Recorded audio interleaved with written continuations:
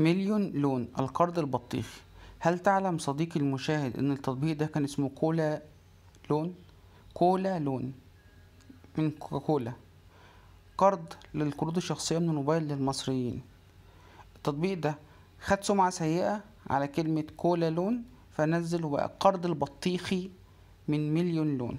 تقدر تقدم على القرض دوت لو انت مصري سنك من 18 ل60 سنة، ليك مصدر دخل، وتطلب لحد 50,000 جنيه. اغلب الناس اللي قدمت على التطبيق دوت للاسف الشديد بياخدوا منهم بياناتهم وما بيدوهمش حاجه. طبعا البيانات اللي بياخدها منك هي ارقام الاتصال بتاعتك، جهات الاتصال، بيطلب منك الدخول على الصور والفيديوهات، بيطلب منك حسابات السوشيال ميديا، كل حاجه بيطلبها منك من على تليفونك، يعني بيعريك من اولك لاخرك عشان تاخد كارت. وفي الاخر يا اما اداك يا اما ما اداكش كارت. وفي تطبيقات كتيره جدا من نفس فئه التطبيقات دي بيطلب منك مصاريف اداريه، وده بيبقى نصب بقى في نصب.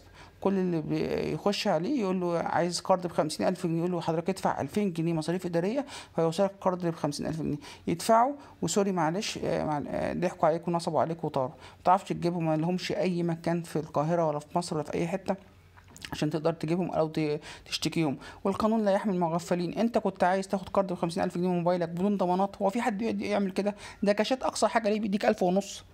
انت حضرتك اللي غلطان وسبته ينصب عليك، ولما ينصب عليك متقدرش تعمل حاجه.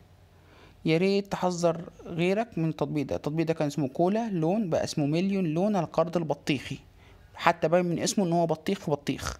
والسلام عليكم.